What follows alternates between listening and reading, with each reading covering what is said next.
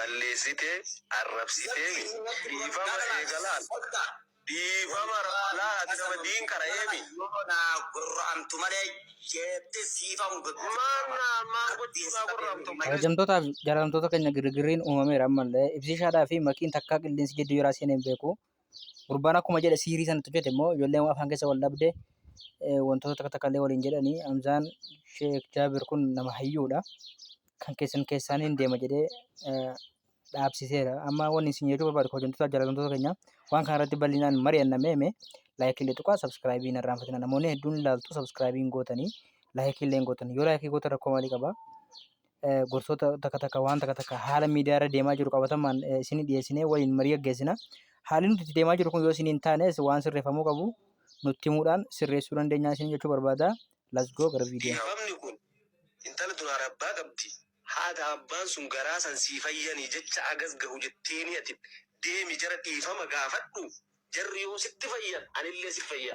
Tatiyyaa qallaali. Jarri maalitti beekumsa keenya sodaa miidiyaa fayyadamanii minaan kanaa maalitti akkasii tajaraa anaaf fitaa. Tokkoffaa haalli gandi warra ibsishaa ganda nama guddaatiin beeka sirriitti yaani naannoo sana. Uummanni uummata sagalee ijoo ol fudhatee haasa'u miti. Uummata kabajaati. Hajji abaluu akka jedhan nuti tarreessan guutuun ni beeka. Ijoollee hojii dafoo irraa qabee dallumannaa kanaan hanga raayituutti uummanni uummata gurguddaadha. Makiin mooraa haala amma jirtu kanaan mooraa sana keessatti hin barakatu. Makiin haala amma jirtu sanaan mooraa warra kanaa keessatti hin barakatu. Fakkeenyaaf mucaan balalaa filuma nama gidee fuudhaan Harargeen uummattee heerumuu qabdi, Arsiin uummattee heerumuu qabdi, Wallaggaa uummattee heerumuu qaba, Shawaan uummattee heerumuu qabu. Maaliif yoo isiniin jedhee wanti Jimmatti saalfii Harargeetti nagaadha. Wanti Harargeetti saalfii Jimmatti immoo balaadha. Akkuma loqonni wal dhabu, aadaan wal dhaba, haalli wal dhaba. Amma biyya jara ibsishaafaatti gannoonni fi ilmoon dhiiraa arrafamuu fi nama arrabsuun miidiyaa kana irratti bahee akkas dubbachuun amma fakkeenyaaf Sheekaa Gobbaa yoo agartan namoonni hedduun hin jaallatan lafarratti.